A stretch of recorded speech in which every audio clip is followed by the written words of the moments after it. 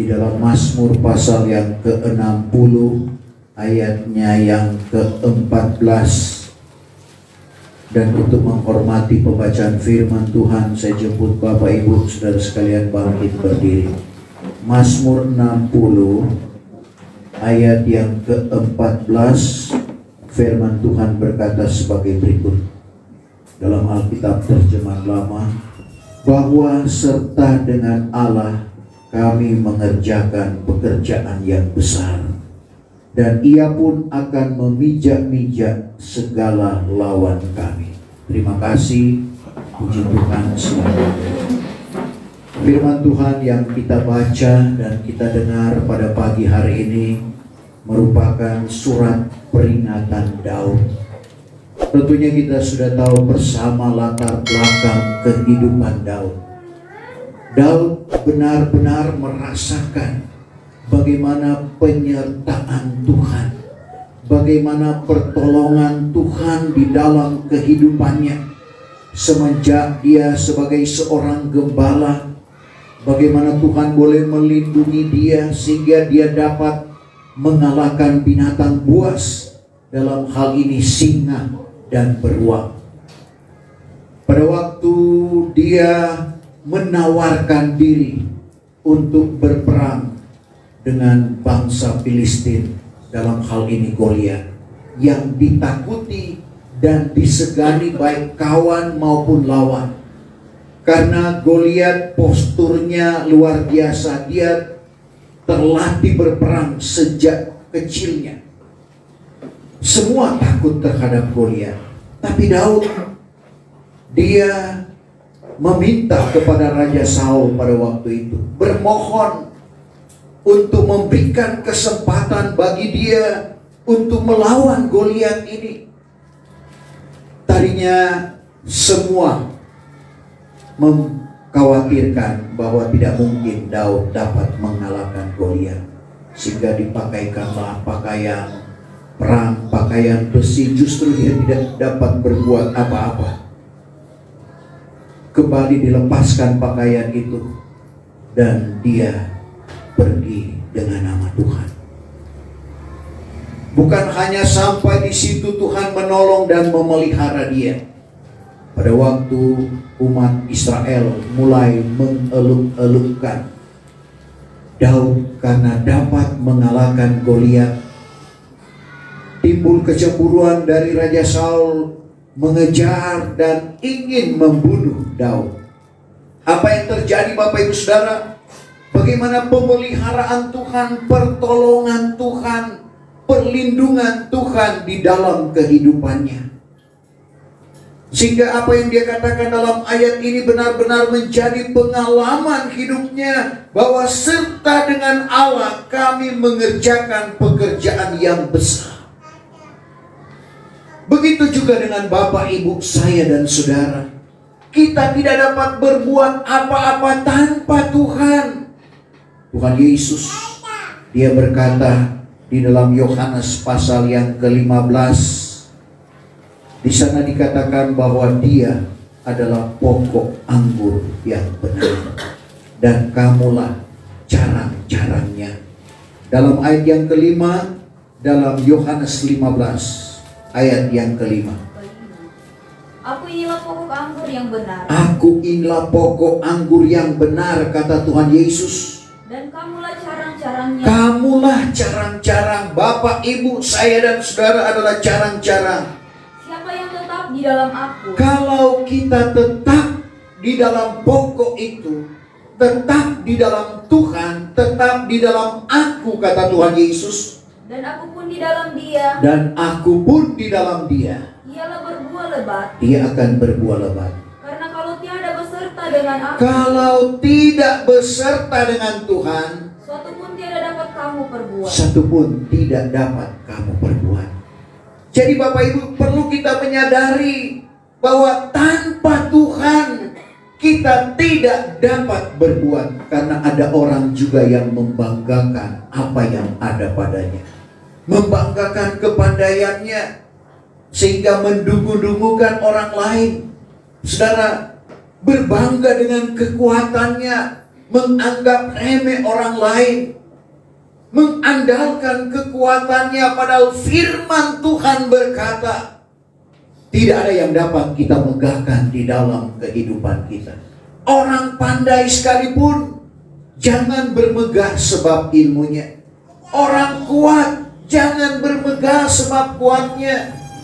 Orang kaya, jangan bermegah sebab kekayaannya. Inilah yang dinubuatkan oleh Nabi Yeremia kepada umat Israel dalam Yeremia 9 ayat yang ke-23. Demikianlah firman Tuhan. Demikianlah firman Tuhan. Orang alim jangan bermegah-megah sebab ilmunya. Orang alim atau orang pandai jangan bermegah sebab ilmunya. Dan orang kuat pun jangan bermegah-megah sebab kuatnya. Orang kuat pun jangan bermegah sebab kekuatannya. Dan orang kaya pun jangan bermegah-megah sebab kekayaannya. Sampai di situ. Orang kaya jangan bermegah sebab kekayaannya. Memperhatikan kalimat di dalam ayat ini, tidak ada yang dapat kita banggakan di dalam kehidupan ini. Kita tidak dapat bermegah dengan apa yang ada pada kita. Lalu apa yang dapat kita megahkan di dalam kehidupan ini? Ayat 24 menjawab, kita bermegah karena kita tahu dan kenal siapa itu Tuhan. Ayat 24a, melainkan orang yang hendak bermegah-megah itu. Orang yang hendak bermegah-megah itu. Baiklah ia bermegah-megah itu. Baiklah ia bermegah-megah itu. Baiklah ia bermegah-megah sebab diketahuinya dan dikenalnya akan datang. Sampai 2 kali. Baiklah ia bermegah-megah sebab diketahui dan dikenalnya akan Tuhan. Ini satu kemegahan tersendiri di dalam kehidupan kita. Bagaimana kita tahu dan bagaimana kita kenal akan Tuhan Yesus Kristus. Karena banyak orang yang hanya sekedar tahu, tapi sebenarnya tidak mengenal Tuhan. Ada yang tahu Tuhan Yesus sebagai juru selamat, tapi sebenarnya dia tidak mengenal secara pribadi. Untuk itu perlu kita tahu dan kita kenal, sehingga timbal balik. Karena ada yang bertepuk sebelah tangan. Buktinya ayat firman Tuhan, nanti akan datang waktunya orang akan datang menghadap Tuhan. Tuhan, bukankah dengan nama Tuhan kami mengajar? Bukankah dengan nama Tuhan kami membuangkan setan? Bukankah dengan nama Tuhan kami mengadakan banyak mujizat? Tapi apa kata Tuhan pada waktu itu? Aku tidak kenal kamu. Undurlah kamu yang mengerjakan jahat. Sudah Tuhan tidak kenal, Tuhan bilang jahat, tapi mengaku mengajar dengan nama Tuhan. Itu jelasnya kita baca Matius 7 ayat 21 sampai 23. Bukannya tiap-tiap orang yang menyeru aku Tuhan, Tuhan. Tidak semua orang yang menyeru aku Tuhan, Tuhan akan masuk ke dalam kerajaan surga. Akan masuk ke dalam kerajaan surga. Hanyalah orang yang melakukan kehendak Bapakku yang di surga. Kita garis bawahi. Hanya orang yang melakukan kehendak Bapakku di surga. Pada hari itu kelak banyaklah orang yang akan berkata kepadaku. Pada hari itu orang akan datang dan berkata kepada Tuhan Yesus, Tuhan, Tuhan. Tuhan, Tuhan. Bukankah dengan nama Tuhan kami mengajar? Bukankah dengan nama Tuhan kami mengajar salinan baru? Bukankah dengan nama Tuhan kami bernubuat? Dan dengan nama Tuhan kami membuangkan setan. Dengan nama Tuhan kami membuangkan setan. Dan dengan nama Tuhan kami mengadakan banyak mujizat. Mengadakan banyak mujizat, bukan cuma sedikit. Pada ketika itu aku akan berkata kepada mereka itu dengan nyata. Tapi apa kata Tuhan Yesus dengan nyata? Bahwa tiada pernah aku mengenal kamu. Tidak pernah aku mengenal kamu. Undurlah daripadaku hai kamu yang mengerjakan. Undurlah daripadaku hai kamu yang mengerjakan jahat. Bukankah ini disebut bertepuk sebelah tangan? Mengajar dengan nama Tuhan, membuangkan setan dengan nama Tuhan, mengadakan banyak mujizat dengan nama Tuhan. Tapi Tuhan bilang, aku tidak kenal kamu. Undurlah kamu yang mengerjakan jahat. Untuk itu bagaimana kita tahu bahwa kita mengenal dan dikenal oleh Tuhan, tidak bertepuk sebelah tangan. 1 Yohanes 2 ayat 3, Rasul Yahya berkata, kalau kita melakukan hukum-hukum Tuhan, maka kita tahu bahwa kita ini mengenal Tuhan. 1 Yohanes 2 ayat 3. Dengan yang demikianlah kita mengetahui. Dengan yang demikian kita mengetahui Bahwa kita sudah mengenal Dia. Bahwa kita sudah mengenal Tuhan. Jikalau kita menurut hukum-hukum-Nya. Kalau kita menurut hukum-hukum Tuhan.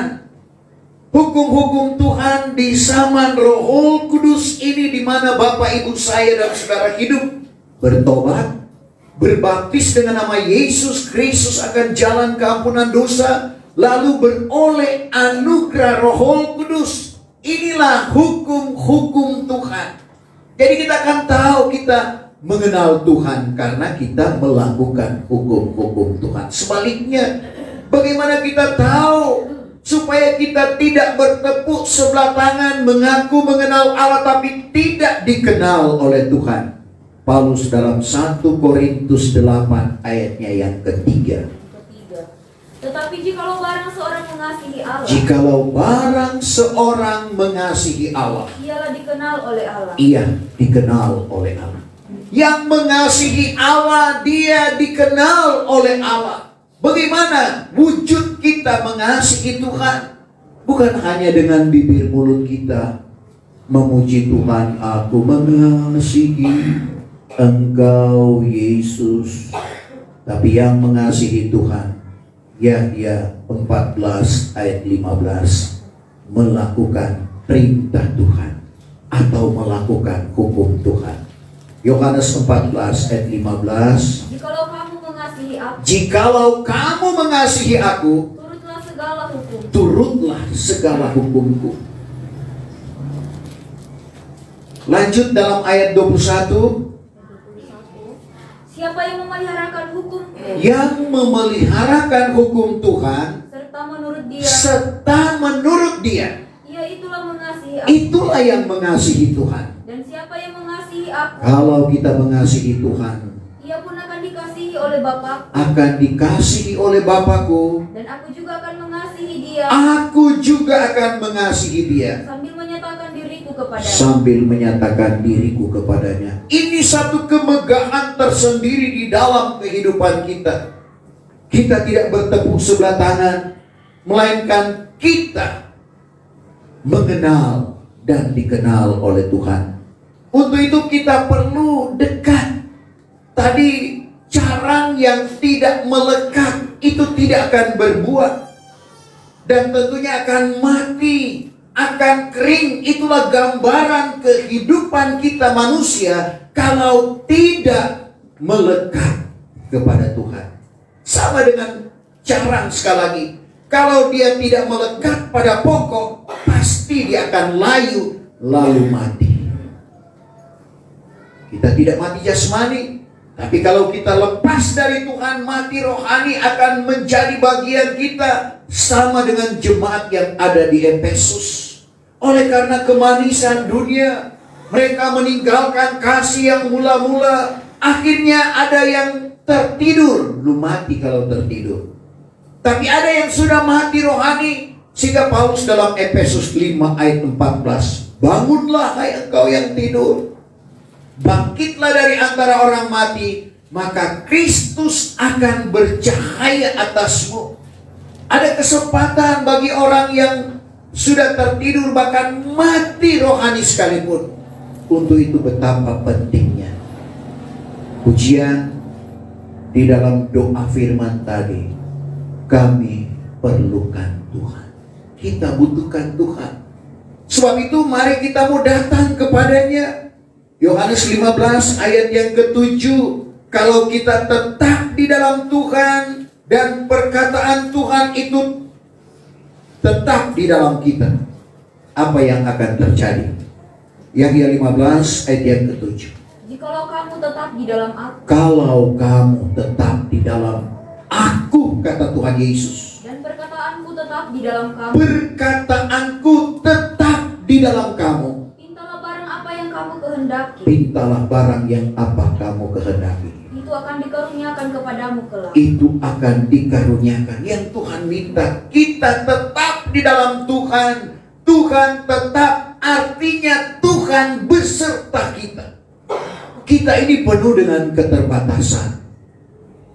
Seorang Musa yang dipercayakan oleh Tuhan untuk memimpin umat Israel, dia menyadari kekurangannya, dia menyadari keterbatasan, kelemahannya. Waktu Tuhan menjumpai dia melihat semak duri yang terbakar tapi tidak hangus. Di sanalah panggilan Tuhan terhadap Musa, di mana Tuhan ingin dia untuk mengeluarkan bangsa Israel dari negeri perhambaan Mesir pergi ke negeri di mana limpah air susu dan madu. Musa menyadari ini tidak mudah untuk menghadap Firaun. Dia berkata, saya tidak fasih lidah, saya berat mulut. Tapi apa kata Tuhan?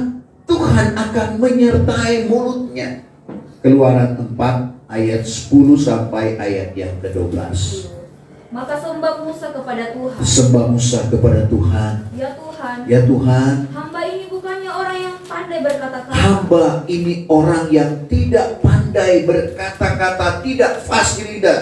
Baik dahulu, Baik sekarang. semenjak Tuhan berfirman kepada hamba-Mu. Semenjak Tuhan berfirman kepada hamba-Mu. Melainkan hamba ini berat mulut Hamba berat mulut, dan berat lidah pula. berat lidah. Maka firman Tuhan kepadanya, Tuhan berkata kepadanya, siapa gerangan telah menjadikan mulut pada manusia? siapa yang telah menjadikan mulut kepada manusia? Atau siapa telah menjadikan orang keluh? Siapa yang menjadikan orang keluh? Atau orang tuli? Atau orang tuli? Atau orang jelek? Atau orang jelek? Atau orang buta? Atau orang buta? Bukankah aku ini Tuhan? Bukankah aku ini Tuhan? Ayat 12. Maka sekarang pun pergilah engkau. Pergilah engkau. Aku akan ada beserta dengan mulutmu. Aku akan beserta dengan mulutmu. Dan aku akan mengajar engkau barang yang patut akan dikatakan olehmu. Aku akan mengajar barang apa yang akan dikatakan olehmu. Menyadari kekurangannya, menyadari keterbatasannya. Musa mengaku, hamba-Mu ini berat mulut, tidak tahu berkata-kata. Tapi Tuhan berjanji, Tuhan akan menyertai mulutnya. Dan memang benar itu yang terjadi. Betapa pentingnya Bapak Ibu Saudara, kita beserta dengan Tuhan dan Tuhan beserta dengan kita. Dalam arti kata, kalau kita hidup dengan Tuhan, kita ada di dalam Tuhan, kita akan lihat bagaimana Tuhan akan menyertai kita. Tuhan tidak pernah meninggalkan kita. Tuhan tidak akan membiarkan kita. Sebagaimana firman Tuhan kepada Yusak, sebagai generasi pelanjut, generasi penerus kepemimpinan umat Israel setelah Musa mati di kemuncak Bukit Nebo.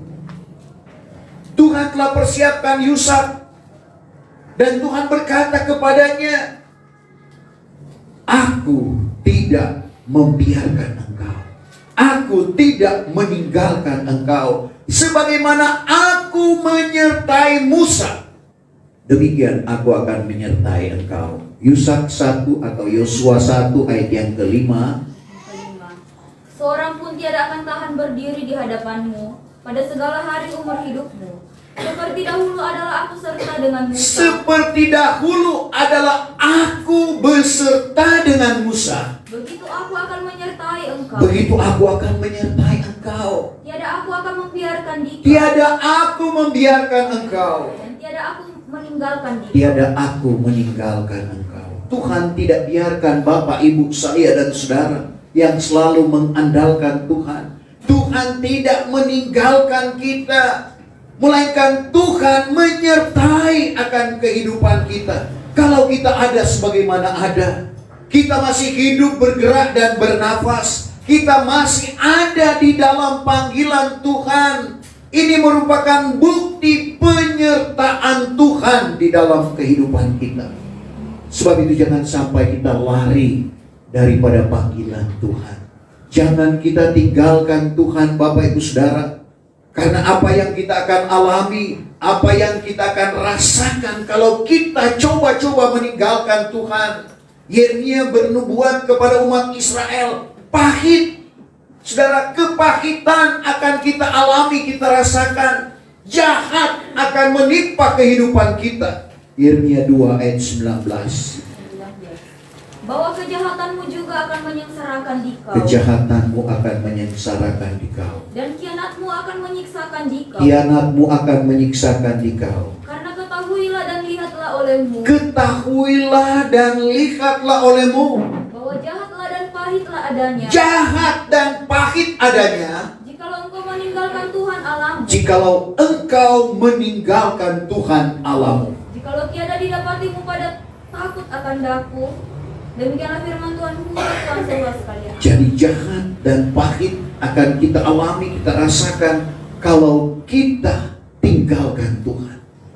Sebab itu mari kita mau bertekun, Bapak Ibu Saudara. Ketekunan itu merupakan wajib harga mati. Tidak ada alasan bagi kita untuk tidak setia. Tidak ada alasan bagi kita untuk tidak tekun kepada Tuhan. Paulus dalam Ibrani 10 ayat 36, tekun yang wajib. Setelah sudah melakukan kehendak Allah, kamu akan menerima, kamu akan memegang perjanjian itu. Perjanjian keselamatan sudah ada pada Bapak, Ibu, saya dan saudara. Tapi kita belum pegang, kita belum terima. Masih akan dilihat ketekunan kita. Apakah kita akan setia, kita akan tekun sampai pada langkah yang terakhir. Karena Tuhan Yesus juga berkata Matius 24 ayat 13, barang siapa yang bertekun sampai ke akhir, dialah yang akan diselamatkan. Ketekunan kita akan diuji, Bapak Ibu Saudara, dengan tantangan rintangan yang akan diperhadapkan kepada kita. Tapi sekali lagi jangan kita takut, jangan kita khawatir, karena kita akan lihat bagaimana penyertaan Tuhan berlaku di dalam kehidupan kita. Yang mustahil bagi manusia tidak mustahil bagi Tuhan. Yang tidak mungkin bagi kita manusia, tapi mungkin bagi Tuhan. Sebab itu perlu kita mengandalkan Tuhan. Perlu kita senantiasa beserta dengan Tuhan. Kalau kita beserta dengan Tuhan, beserta dengan kita, berarti kita ada di pihak Tuhan. Dan kalau kita ada di pihak Tuhan, tidak ada satupun yang dapat melawan kita. Persoalan, masalah, tantangan-tantangan yang lain, fitnaan dan sebagainya, tidak akan dapat mengalahkan kehidupan kita kalau kita ada di pihak Tuhan. Paulus dalam Roma 8 ayat 31, kalau Allah di pihak kita, siapakah yang dapat melawan kita? Sekarang apakah hendak kita katakan atas segala hal itu? Sekarang apakah yang hendak kita katakan akan hal itu? Jikalau Allah memihak kita, Kalau Allah memihak kita, siapakah lawan kita? siapakah yang dapat melawan kita? Saudara, lawan musuh kita bukan manusia, tapi kuasa kegelapan yang selalu menyodorkan masalah-masalah, persoalan-persoalan, tantangan-tantangan yang lain. Nah, untuk itu Paulus pernah menyuratkan kepada jemaat yang ada di Efesus. Sekali lagi dia berkata bahwa musuh kita bukanlah manusia, tetapi penguasa yang ada di udara. Kita bergumul dalam Efesus 6 ayat 12, bukannya dengan manusia, melainkan dengan segala penguasa dan kuasa dan penghulu dunia yang memerintahkan kegelapan dan segala kuasa roh yang jahat di udara, yang kadang-kala menyodorkan persoalan, masalah, tantangan, rintangan dan sebagainya, yang ingin supaya kita tidak maju di dalam Tuhan, yang ingin membunuh akan iman kita, menghambat akan iman kita. Tapi sebelumnya Paulus katakan, akhirnya hendaklah kamu menjadi perkasa di dalam Tuhan dengan kuat kuasanya. Dalam Efesus 6 ayat 10. Kita harus perkasa di dalam Tuhan, Bapak Ibu Saudara. Kita harus kuat di dalam Tuhan. Karena kalau kita ada di dalam perlindungan Tuhan, sekali lagi, Tidak ada yang dapat melawan kehidupan kita. Kalau kita dilikungi dengan bodyguard, wah, kita tidak akan takut. Karena ada yang melindungi kita dan manusia masih terbatas untuk menolong kita.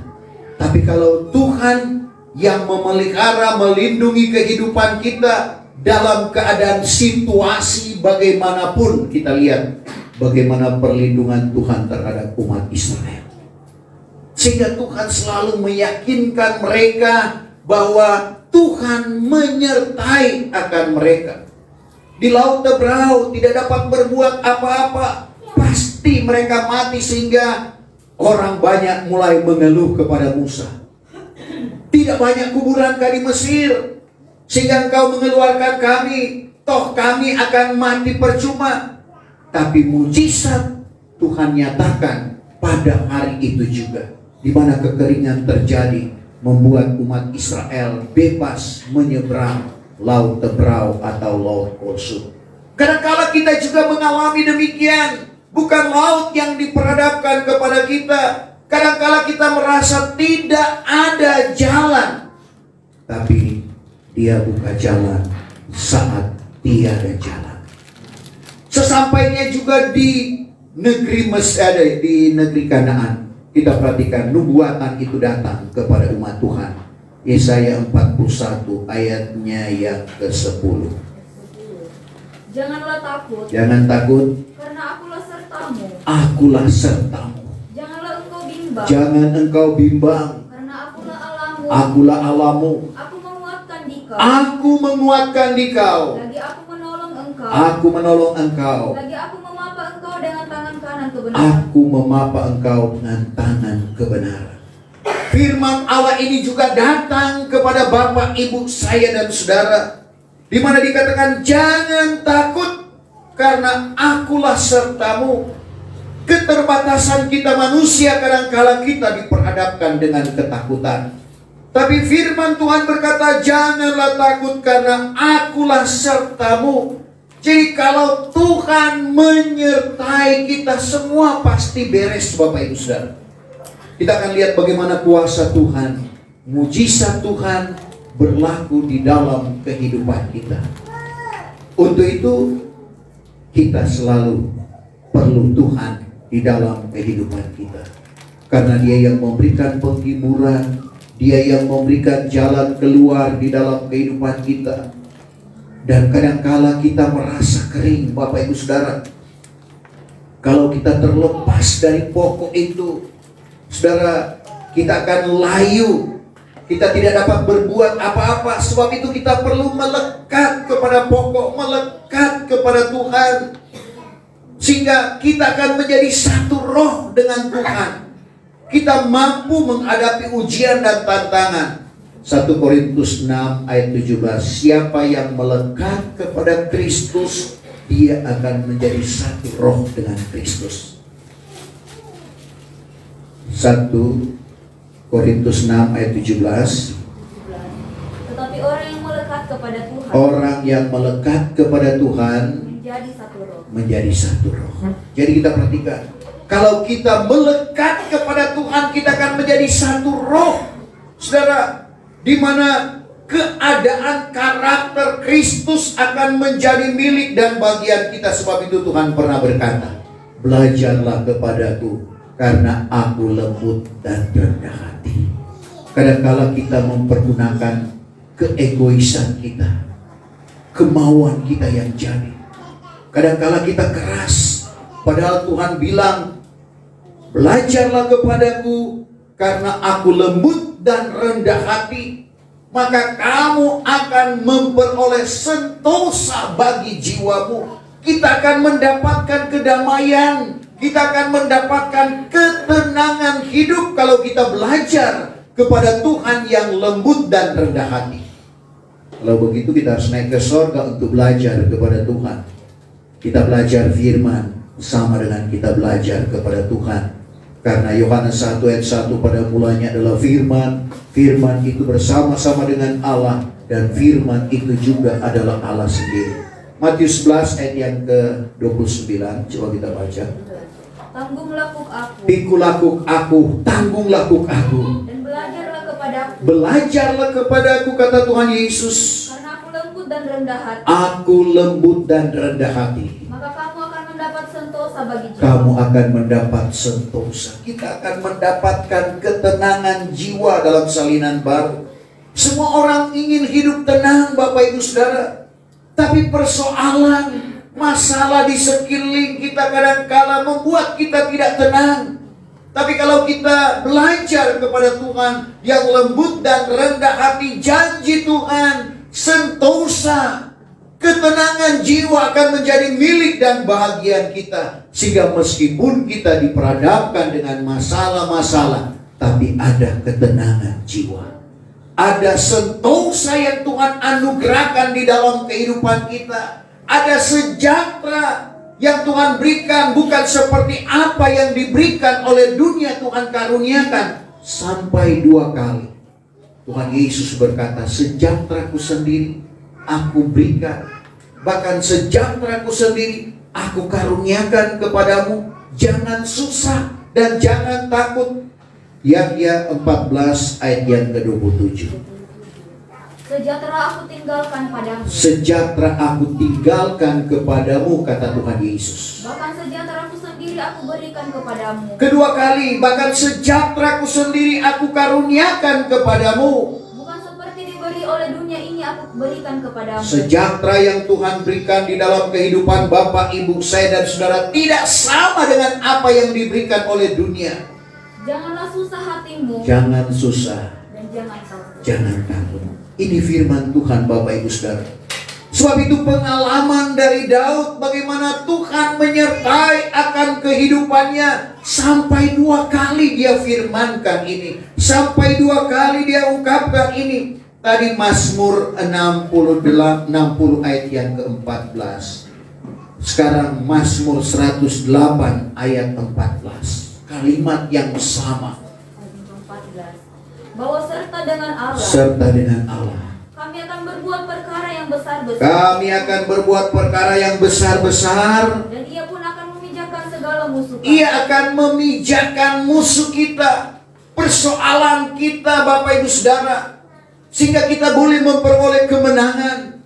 Kita akan lihat bagaimana penyertaan Tuhan di dalam kehidupan kita. Apalagi menghadapi situasi dunia saat ini. 2 Timotius 3 ayat 1, perhatikan hari-hari terakhir. Perhatikan akhir zaman akan datang masa yang sukar. Saudara, dia orang benar, dia orang jahat akan diperhadapkan dengan masa yang sukar. Tapi tidak perlu kita takut menghadapi hal itu, Bapak Ibu Saudara. Kalau Tuhan beserta dengan kita, kita lihat bagaimana perjalanan Nabi Elia. Dia berdoa tidak turun hujan 3,5 tahun. Itu juga berimpas kepadanya. Tapi bagaimana cara Tuhan memelihara kehidupannya. Dia di Sungai Kerit dipelihara oleh burung gagak. Pagi petang diberikan daging dan roti. Di Sarfat dia dipelihara oleh seorang janda, bukan orang kaya. Lalu di tengah hutan, Bapak Ibu Saudara, langsung dari Tuhan lewat malaikat menyiapkan apa yang menjadi kebutuhannya. Sebenarnya dia juga sudah putus asa. Dia berkata, hamba ini tidak lebih baik daripada nenek moyang hamba. Dia berdoa supaya dia mati, karena dia dikejar oleh Isabel dan pengikut-pengikutnya untuk dibunuh. Dia menyerah, Tuhan, ambillah nyawaku. Tapi pada waktu di dalam kelemahan itu Tuhan bangunkan lewat malaikat. Bangun, perjalananmu masih jauh. Kaget dia. Sudah ada apam dan air tersedia di sampingnya. Luar biasa pemeliharaan Tuhan kepada orang yang memang merupakan pilihan Allah. Bapak, Ibu, saya dan saudara merupakan pilihan Allah. Tidak perlu takut. Yang penting bagaimana kita beserta dengan Tuhan dan Tuhan beserta dengan kita. Artinya kita perlu mendekatkan diri, mengutamakan Tuhan. Seperti kata Tuhan Yesus dalam Matius 6 ayat 33, carilah dahulu kerajaan Allah serta kebenarannya. maka sekaliannya itu akan ditambahkan kepadamu. Kalau kita utamakan Tuhan, Tuhan akan utamakan kita. Sekaliannya itu apa itu? Yang kita butuhkan, yang kita memakan, minum, pakai, Tuhan tambahkan di dalam kehidupan kita. Kalau kita dahulukan Tuhan, kita utamakan Tuhan di dalam kehidupan kita. Matius 6 ayat 33. Tapi 31 dulu supaya lebih jelas. 31.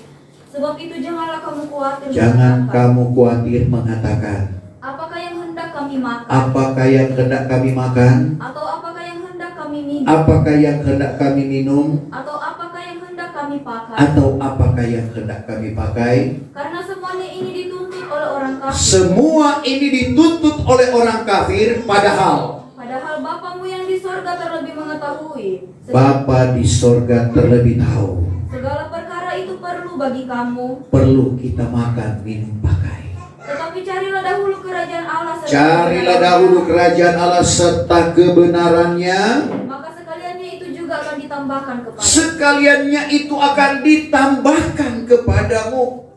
Bapak Ibu Saudara, Tuhan Yesus dia berhasil di dalam pelayanannya membangkitkan orang mati, menyembuhkan orang sakit. Rahasianya kenapa? Karena Allah beserta dengan dia. Inilah yang diungkapkan oleh Lukas di dalam Kisah Para Rasul pasalnya yang ke-10 ayat yang ke-38.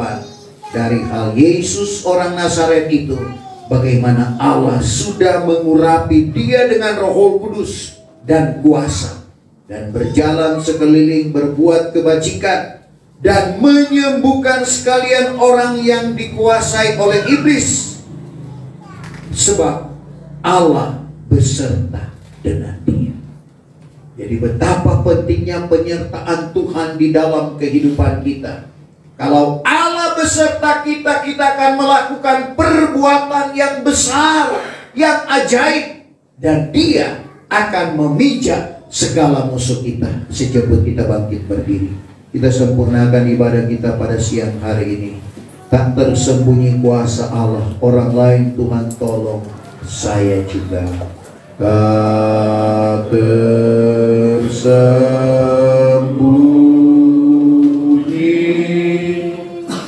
kuasa